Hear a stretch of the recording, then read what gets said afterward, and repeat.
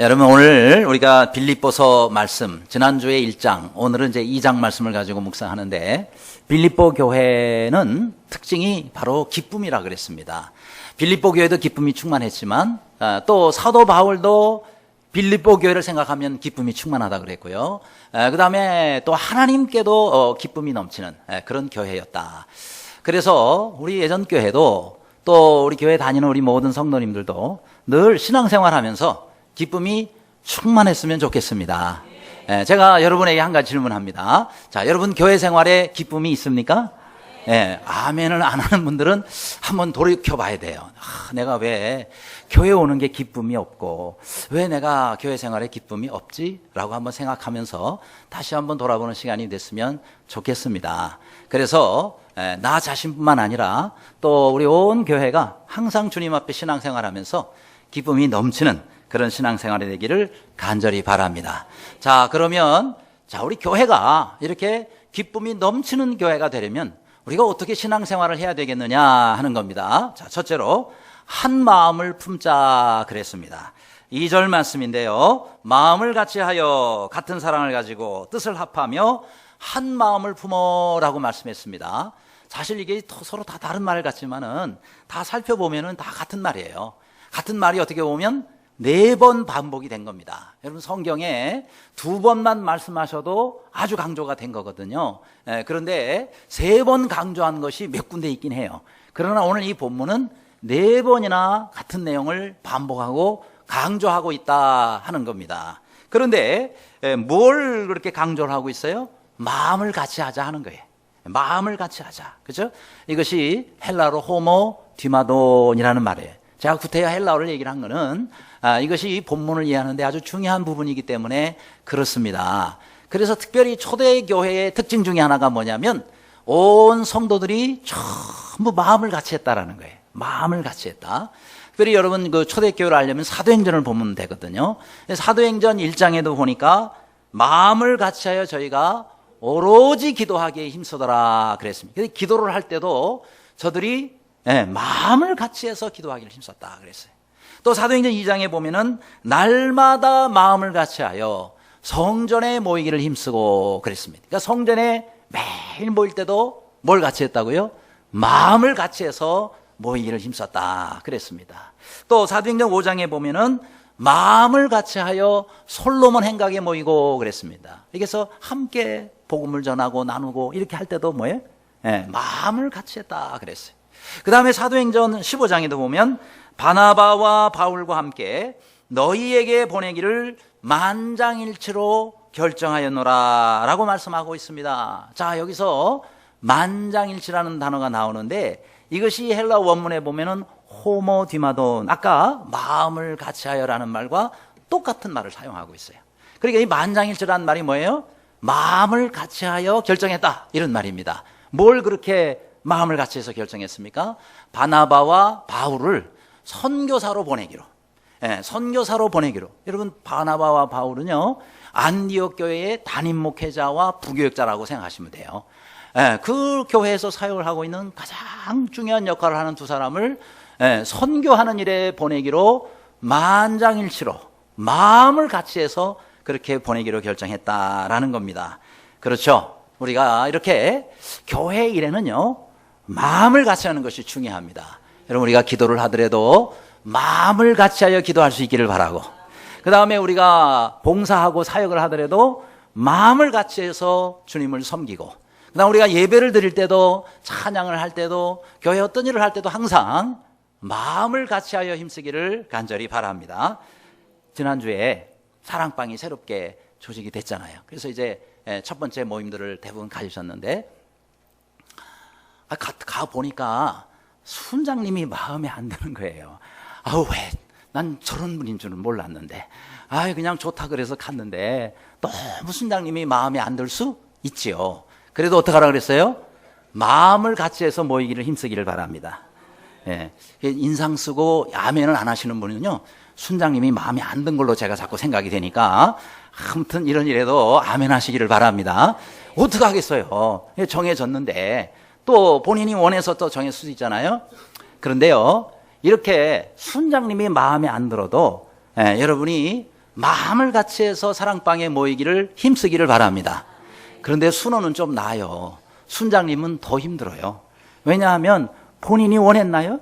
예, 본인이 저 사람 좀 보내주시고요. 저 사람 좀 이렇게 해서 만들어진 게 아니란 말이죠. 그렇죠? 예, 이 순장님은요, 예, 그냥 가만히 앉아 있는데 여러분이 이제 선택을 했단 말이죠. 그러니까 본인이 원하는 사람을 이렇게 어떻게 보면 사랑방으로 한 것이 아니고 가만히 있는데 온 사람들이 이렇게 된 겁니다. 그러니까 순장님은요, 아유, 내가 저 사람 마음에 안 드는데 왜 우리 사랑방에 왔어? 이렇게 해가지고 그 사람을 나가라고 할 수는 없는 거잖아요. 그렇죠? 별로 아멘이 없으시네. 우리 자녀들을 생각해 보세요. 여러분 자녀를 여러분이 원하는 사람을 얻었어요? 예? 하나님, 내가 이제 결혼해가지고 애를 낳는데 아주 생김새는 이렇게 했으면 좋겠습니다. 그리고 성품은 좀 이렇고요. 그리고 이런 재능과 소질을 가지고 태어났으면 좋겠습니다. 라고 하는 대로 되냐고요. 전혀 아니죠. 그렇죠?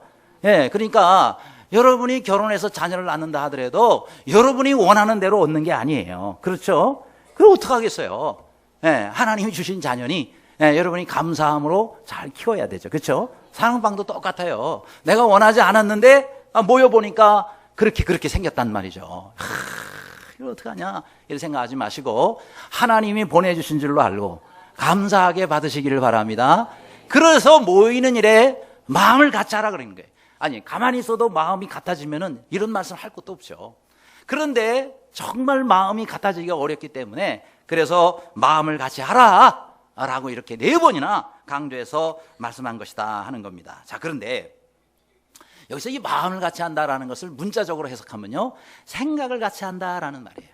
이 생각을 같이 한다. 근데 이 생각을 같이 한다는 건 한 걸음 더 나아가면은 무슨 말이냐면 감정이나 태도까지 같이 해라 이런 말씀입니다. 그러니까요, 여러분 표정은요 어느 정도 바꿀 수가 있어요.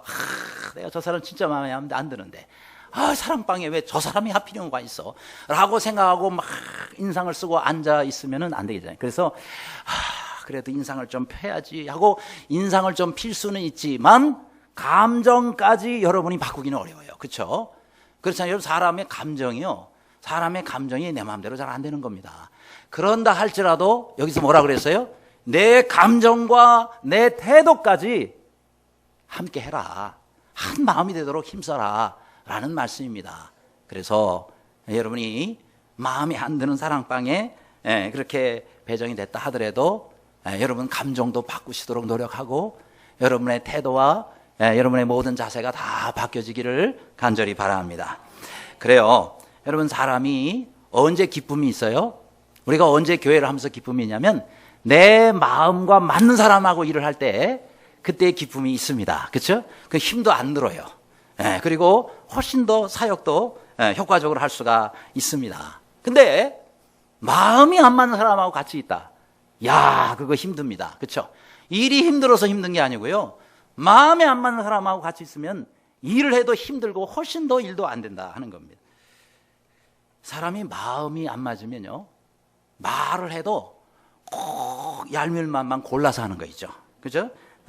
얄미운 행동만 꼭 골라서 해요. 그러니 미운 털이 벗길 수밖에.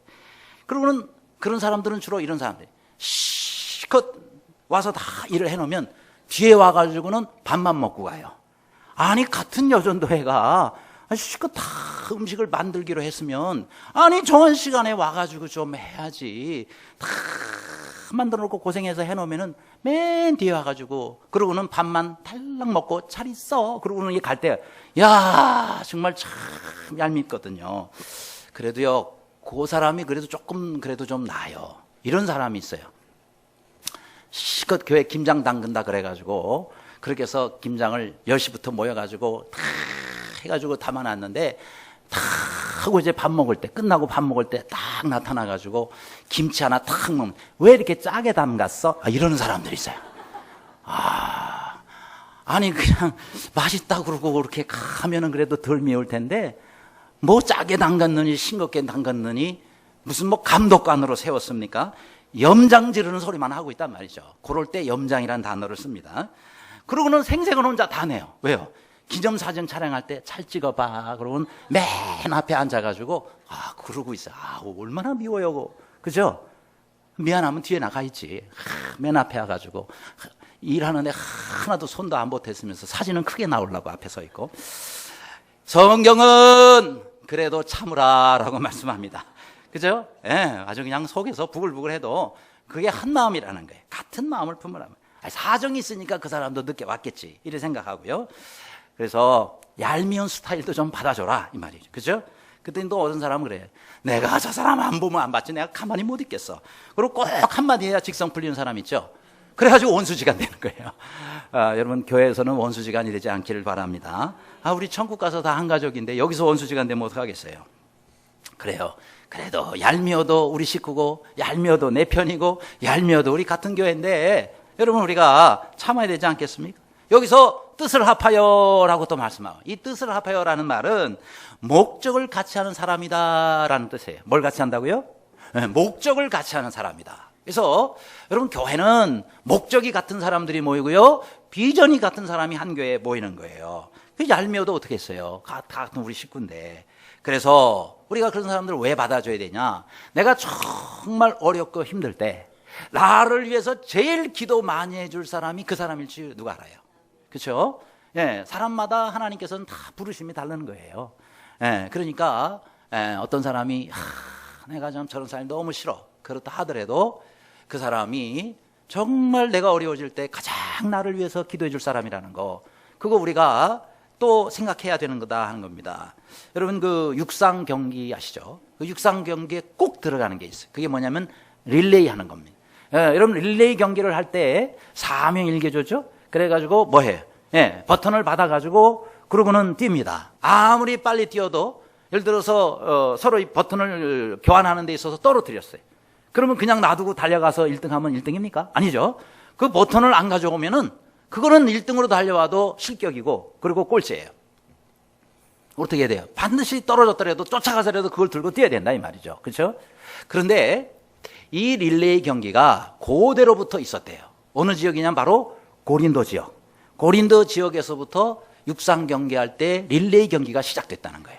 옛날부터 그게 있었던 거죠. 근데 이 고린도 지역에서는 역시 사명일개조로 처음에 시작을 했는데 이들이 버튼으로 그때는 이렇게 서로 연결하는 것이 아니라 뭘 했냐면 봉화를 들고 연결을 했답니다. 봉화가 뭐죠?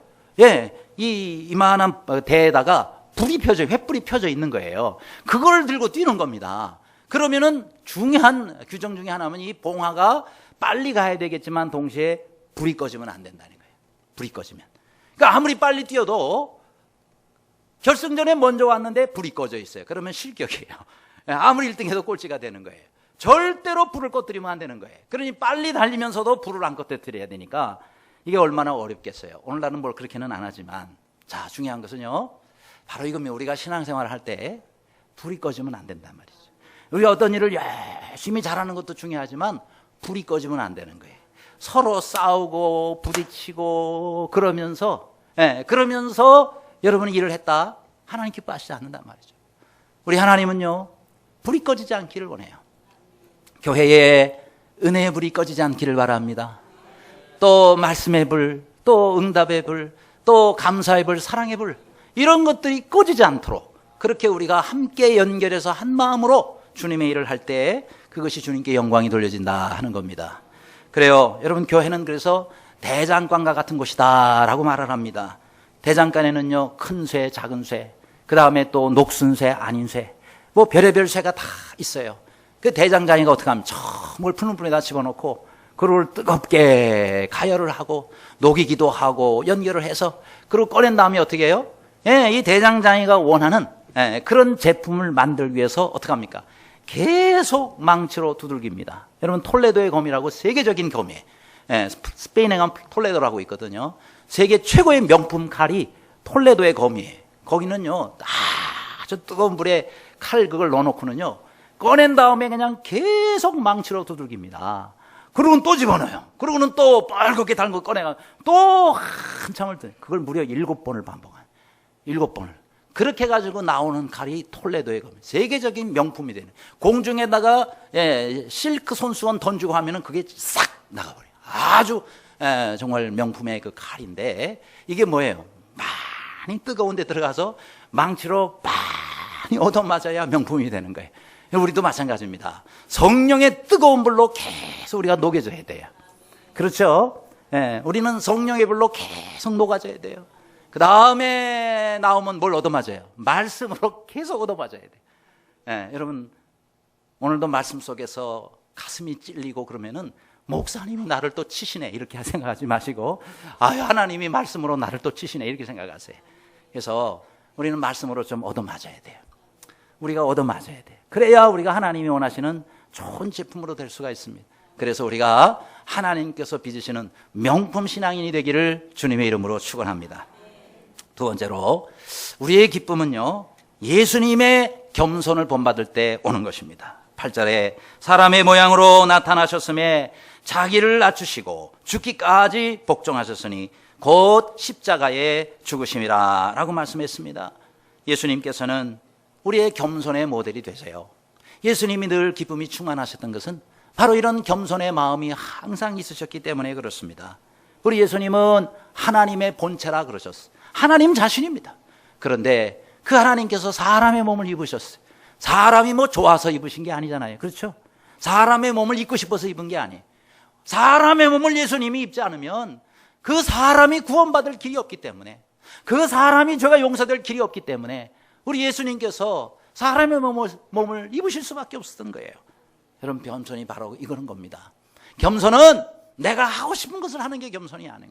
내가 하기 싫어도 우리 주님이 기뻐하시고, 내가 하기 싫어도 하나님이 기뻐하신다면 기꺼이 내가 그것을 하는 거, 이것이 바로 겸손이라는 겁니다. 우리 주님은 죽기까지, 십자가에 달려 죽기까지 이렇게 겸손을 실천하셨다 하는 겁니다.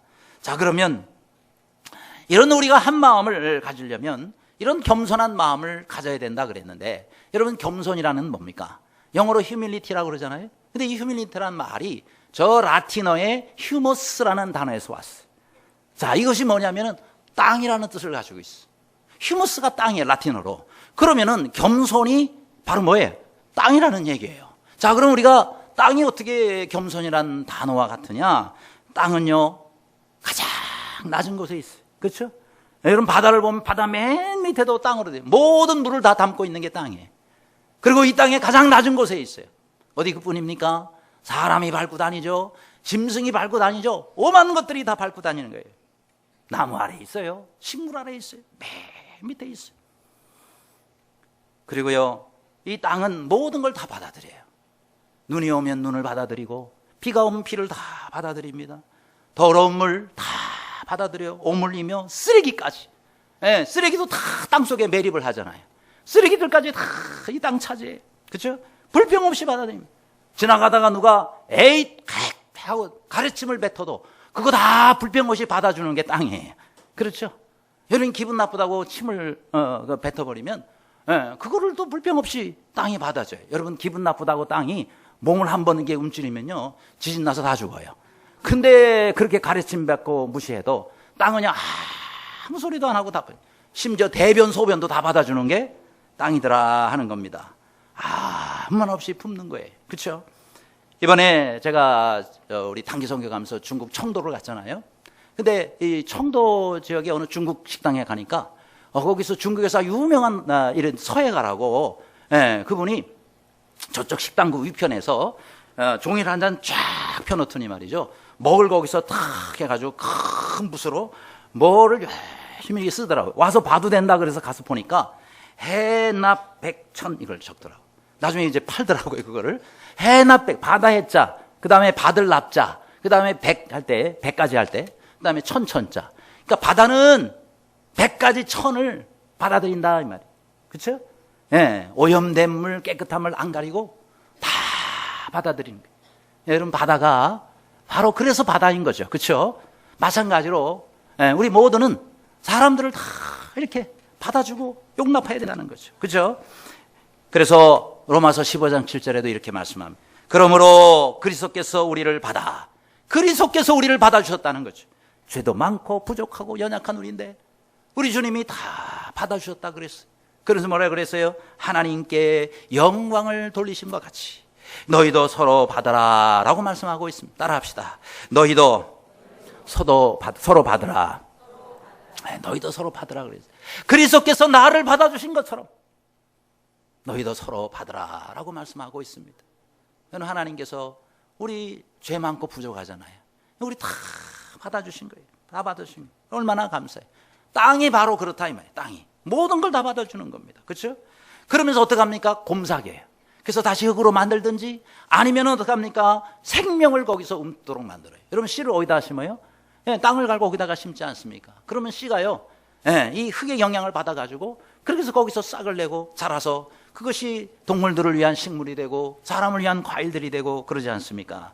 그래서 맨 아래에 있으면서 모든 생명을 잉태케 하고 그러면서 영양을 공급하고 그러면서 또 만물을 살찌우게 하는 것이 바로 뭐다? 땅이라는 말이죠. 그래서 로마 사람들은 그런 땅을 겸손이라고 부른 거예요. 그러니까 여러분 땅은 그 말 자체가 겸손이라는 뜻을 가지고 있단 말이에요. 야, 알면 알수록 참 우리가 땅을 생각할 때마다 야, 정말 우리 겸손해야 되겠구나. 그렇죠? 여러분 사람이 영어로 뭐예요? 휴먼입니다. 이 휴먼이란 말이 휴머스에서 왔단 말이에요. 그러니까 우리 인간이라는 거는 원래 땅에서 왔어요. 땅에서 왔어요. 그러더니 또 뭐예요? 하나님 왜 흙으로 우리 사람을 만드셨어요? 너희는 흙이니, 그렇죠? 흙으로 돌아갈지라라는 이 말씀 속에는 너희는 흙이니 흙처럼 겸손하라라는 말씀이 들어가 있는 거예요. 그래 우리는 땅처럼 땅에서 출신이에요. 우리 땅 출신이에요. 전부 흙에서부터 왔어요. 그래 우리는 늘 땅을 생각하면서 우리는 겸손해야 돼요. 그래야 하나님께서 우리에게 날마다 기쁨을 주시는 겁니다. 세 번째로 우리 신앙생활의 기쁨은요, 모든 일을 원망과 시비가 없이 할 때 오는 것입니다. 14절에 모든 일을 원망과 시비가 없이 하라 그래서 따라합시다. 모든 일을 원망과 시비가 없이 하자. 여기에 원망이라는 건 뭐죠? 불평입니다. 불평. 늘 입에 불평을 달고 다니는 사람이 있어요. 그러면요, 당사자도 얼마나 힘들겠어요. 왜요? 본인이 맨날 불평을 하려니 본인이 얼마나 힘들겠어요. 내 마음이 얼마나 힘들겠어요. 일이 되겠냐는 말이죠. 근데 듣는 사람도 힘들어요. 그 사람의 불평을 들어주는 사람도 힘든 거예요. 왜요? 항상 입만 열면 불평이 나오니까. 또 여기 시비는 뭐예요? 말다툼을 말하는 거예요. 자꾸 시비를 거는 거예요. 그 사람만 가면 싸움이 일어나요. 왜요? 자꾸 시비를 거니까. 그냥 넘어가는 법이 없어요. 그러니 원망과 시비가 있을 때 교회가 은혜가 없는 거예요. 당사자도 은혜가 없지만 교회가 은혜가 떨어지는 거예요. 여러분 교회 일은 은혜롭게 해야 됩니다. 싸울 줄 몰라서 가만히 있는 게 아니고 할 말이 없어서 가만히 있는 게 아니란 말이에요. 교회가 은혜롭고 독서롭게 되도록 하기 위해서 말하지 않고 있는 것뿐이에요. 그렇죠? 그래서 우리가 참 말도 조심해야 될 것 같아요. 교회에서 말이 이게 두 사람만 건너가면 이상하게 다르게 전달이 되는 거 여러분 알고 계세요? 그래서 꼭 당사자에게 확인할 필요가 있는 거예요. 어떤 좋지 않은 말이 돌 때는. 여러분 보세요. 제가 존경하는 한 목사님이 계세요. 이번에 제가 어느 지방에 목회자 수련회를 갔다 왔는데 거기 개강 예배를 하는데 그 목사님이 지금은 이제 은퇴를 하셨어요. 그리고 아주 목회를 정말 은혜롭게 잘 하시던 목사님이셨는데 그 목사님이 개강 예배 설교를 하면서 이런 얘기를 하세요. 자신의 교회 한 권사님이 계셨대요. 근데 그 권사님이 무슨 일인지는 모르지만 1년에 몇 번밖에 교회를 못 나오신대요. 뭐 아파서 그런 거는 아닌데 그래서 이제 가끔 보이시니까 그래서 이제 예배를 마치고 설교를 마치고 성도들이 다 나갈 때 서서 이제 인사를 합니다. 그렇죠? 목사님들이 되게 성도님 나가시면 교회 마당에서 이제 인사도 많이 하시잖아요. 근데 이제 그 교회 성도가 한 10,000명쯤 되는 교회니까 성도들이 좀 갈 때 조금 시간이 좀 걸릴 수가 있죠. 근데 마침 그 권사님이 오랜만에 나오신 거예요. 그래서 목사님이 아이고 권사님 반갑습니다. 저기 잠깐 좀 기다리세요. 왜냐면 끝나고 좀 대화 좀 하려고. 저기 잠깐 좀 기다리세요. 이랬거든요. 그래서 이제 인사가 다 끝난 다음에 이제 그 권사님을 좀 찾아보니까 권사님이 안 보이시는 거 어디 갔는지. 야, 이거 어디 가셨나 하고 찾는데 마침 다른 권사님이 목사님 그러면서 오시는. 왜요? 아니, 목사님. 아까 그 오신 권사님한테 목사님 왜 그런 말씀을 하셨어요? 아니, 제가 무슨 말이요? 아니, 그 권사님이 그러시는데 목사님이 아까 쥐약 먹여 죽여버릴 테니까 거기 기다리고 있으라 그러셨다는 거예요. 이야, 세상에 이런 기가 막힌 일이 있습니까? 아니, 거기 잠깐 좀 계세요라는 건데 쥐약 먹여 죽여버릴 테니까 거기 잠깐 있으라고 이렇게 들으신 거예요. 아마 그게 이제 사람이 많다 보니까 그래서 소리가 섞여서 잘못 들렸는지 아니면은 뭐 이 권사님이 귀가 어두워서 그랬는지는 모르지만 어떻게 그 말이 그렇게 전달이 되냐. 그러니까 그 권사님이 놀래가지고 도망갔었다는 거죠. 야, 참 이럴 수가 있구나. 이런 목회자가 어떤 때는 참 이렇게 억울할 때가 있어요.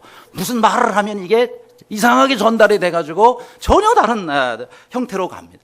그렇잖아요. 여러분, 목회자가 라이터를 들고 있다 그래서 무조건 담배 피기 위해서 라이터를 들고 있는 게 아니거든요. 어떤 분이 방을 청소를 하다가 목사님 서랍에서 라이터를 발견해. 세상에 목사님이 담배 피우는가벼. 그래가지고 다른 분은 목사님 서랍에서 라이터가 나왔는데 혹시 목사님이 우리 몰래 담배 피는 거 아니야? 그런데 그 사람은 또 딴 데 가가지고 목사님 담배 피신데 이러고 이제 다니는 거예요. 예? 목사님 담배 피신데, 야, 라이터 서랍에 하나 있는 게 그게 목사님 담배 핀다고 소문이 쫙 날 수 있는 겁니다. 제 책상 서랍에도 라이터가 있습니다. 네, 제가 담배 피우기 위해서 라이터를 놓는 게 아니에요. 여러분, 이 라이터가요 여러 가지 일로 쓰이는 거예요. 주머니에 넣고 다닌다면 의심할 만해요. 그죠? 왜요? 수시로 담배 피우려고 넣을 수 있지만, 여러분, 라이터가 있다 그래서 무조건 담배 피운다고 생각하면 안 되겠죠. 그죠? 이렇게 오해할 수가 있다 이 말이죠. 목사님 무슨 병 하나 들고 다니면 목사님 소주 드신데 이렇게 거기다 자꾸 그렇게 말을 하면 돼요? 아유, 필요해서 어디 석유 쓸 때가 있어서 저 병에다가 석유를 넣고 가시는가 보다, 이런 생각을 해야지. 아니, 막걸리 병에다가 뭘 들고 가도 아유, 감주를 드시는가 보다, 이렇게 생각해야지. 막걸리를 목사님이 드시면 되겠어, 이렇게 하면 안 된다 이 말이죠. 그렇죠? 이게 뭐예요? 시비와 시험의 원인이 된다. 그렇습니다. 이스라엘 백성들이 불평 때문에 광야에서 망했지 않았습니까? 중동붐이 한창인 시절에 해외에서 남편이 취업을 했어요. 그래서 그 남편이 어느 날 편지가 온 거예요. 뭐라고 아내한테 왔느냐면, 여보, 어제는 내가 몰던 덤프트럭이 뒤집혀졌어요. 몸은 괜찮은데 트럭이 좀 망가졌는데 내 과실이라서 내가 변상을 해줘야 되니 2달 동안 생활비를 못 보내니까 이해를 해주소. 그러면서 이런 얘기를 합니다. 본국에서 잘 먹고 잘 사는 사람도 많은데, 해외에 나와서도 시원한 사무실에서 일하는 사람도 많은데, 나는 내 신세가 이게 원망스럽다고. 그래서 편지를 쓴 거예요. 그 아내가 그 편지를 받고는 답장을 이렇게 했답니다. 여보, 편지 잘 읽었습니다. 그런데 자동차가 전복됐는데 당신 몸이 상하지 않았다니 감사한 일이네요. 그렇죠? 또 해외에 가고 싶어도 못 가는 사람들이 많은데 당신은 건강하게 취업했으니 이 얼마나 또 감사한 일입니까? 그리고 당신이 그랬잖아요. 막일이라도 하겠다고 그러고는 해외를 갔는데 운전 경력을 인정받아가지고 중장비를 운전하게 됐으니 당신이 얼마나 그거 좋아했냐고. 그런데 이제 와서 신세 타령을 하면 어찌합니까? 하나님께서 우리에게 주신 은혜를 바라보고 불평하지 말고 감사하면서 지내시기 바랍니다. 이렇게 편지를 했다는 거예요. 그렇죠. 저 사진에 보이는 그릇처럼 우리 안에는 불평할 요소도 있고 감사할 요소도 있어요. 그러나 우리가 자꾸 불평만 하면 저 그릇은 불평 그릇이 됩니다. 그러나 거기서 자꾸 감사를 하면 무슨 그릇이 돼요? 감사 그릇이 되는 거예요. 내 인생이 감사 인생이 될 것이냐, 아니면 불평하는 인생이 될 것이냐, 우리의 선택이다 하는 거예요. 아무쪼록 하나님께서 계속해서 주시는 은혜가 넘쳐서 항상 감사하는 삶을 사는 모두가 되시기를 바랍니다. 끝으로 우리가 기쁨의 신앙생활을 하려면 근심을 덜어주는 동역자가 되는 데 있다 그랬습니다. 20절에 있는 뜻을 같이하여 너희 사정을 진실히 생각할 자가 이밖에 내게 없음이라 라고 말씀했어요. 여러분, 사도 바울에게 정말 큰 힘이 됐던 사람들, 동역자 2사람이 있었어요. 누구냐면 디모데와 한 사람은 에바브로 디도였습니다.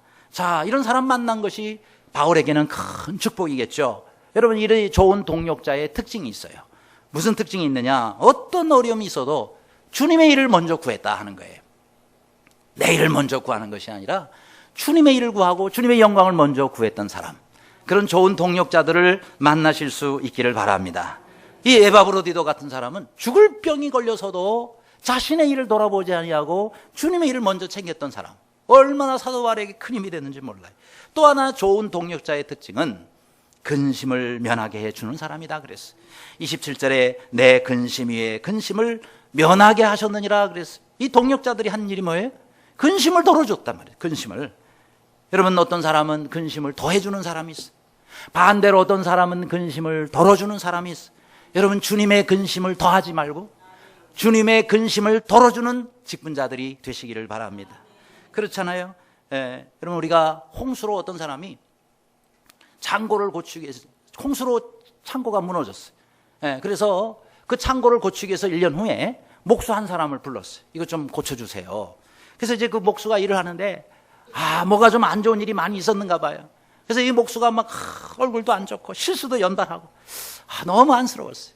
그래서 어쨌든 다 마치고 갈 때에 이분이 목수 양반, 내가 당신 집에까지 좀 차를 태워다 주겠어. 괜찮아. 그래도 내가 이거 기쁨을 하는 거라고. 그래서 이제 차를 타고 그 집 앞에까지 갔어요. 그래서 내려서 이제 이분이 가려면서 저 그러지 말고 여기까지 오셨는데 우리 집에서 차 한잔 하고 갑시다. 괜찮아요. 그래도 우리 집까지 오셨는데. 그래가지고 차 한잔 마시러 들어가는데 이제 정원을 지나서 이제 그 현관 쪽으로 가는데요. 정원 옆에 거기에 나무가 한 그루 있는 거예요. 그 나무에다가 뭘 벗어 던지는 그런 신용을 하는 겁니다. 그러고 난 다음에 이제 현관을 들어간대요. 이분이요. 그냥 얼굴이 환해져가지고 그냥 자기 아내하고도 포옹을 하고 애들하고도 아빠 왔다 니네들 잘 지냈니? 그러면서 아주 밝게 하는 거예요. 그래서 이제 앉아서 차를 마시는데 이제 이 아까 창고 주인이 물어본 거예요. 그저 아까 그 정원 옆에 그 나무에다가 뭐 자꾸 벗어 거는 그런 신용을 한대. 왜 그러셨어? 라고 물어보는 거예요. 이분이 그러는 거예요. 그 나무요. 근심을 덜어주는 나무입니다. 자기가 정해놨대요. 그래서 내가 지금 밖에서 있는 일하고 우리 가족은 아무 상관이 없거든요. 근데 내가 가족들에게 내 근심스러운 얼굴과 내 염려 걱정을 전달하면 가족이 얼마나 더 힘들겠습니까? 그래서 아예 제가 집에 들어갈 때는 현관에 들어가기 전에 밖에 있었던 근심 걱정을 다 그 나무에다가 걸어두고 그러고 난 다음에 제가 들어가도록 그렇게 해서 매일 그렇게 하고 있습니다. 근데 신기한 거는요, 거기에 제가 걸어두고 그 다음날 와서 다시 입고 가려고 찾아보면 근심이 온데간데 없습니다. 그러면서 매일매일을 살고 있습니다 라고 얘기를 했다 그래요. 자, 여러분 우리가 사실 우리는 저 나무보다 더 좋은 분을 우리는 모시고 있지 않습니까? 우리 하나님 아버지께서 이렇게 말씀해, 너희 모든 염려를 주께 맡겨버리라. 그렇죠? 우리의 모든 염려, 사실 저 나무는요 우리의 근심 걱정을 걸어놔야 저게 해결해 주지를 못합니다. 그런데 우리 하나님께서는 내 근심 염려를 다 주님께 맡겨버리면 우리 하나님께서 해결해 주십니다. 하나님께서 역사해 주십니다. 그래서 우리가 내가 그걸 짊어지고 해결하려고 하지 말고 어떤 짐이 됐든지 간에 주님께 맡겨버리시기를 바랍니다. 수고하고 무거운 짐 진다더라. 다 내게로 오라 그랬잖아요. 네? 다 내게로 오라 그랬어요. 그래서 우리 주님께서 오라고 할 때 우리가 가고 짐을 주님께 다 맡겨버리시기를 바랍니다. 그래서 우리 주님께서 우리의 짐을 다 짊어주시면 우리는 얼마나 마음이 평안하냔 말이죠.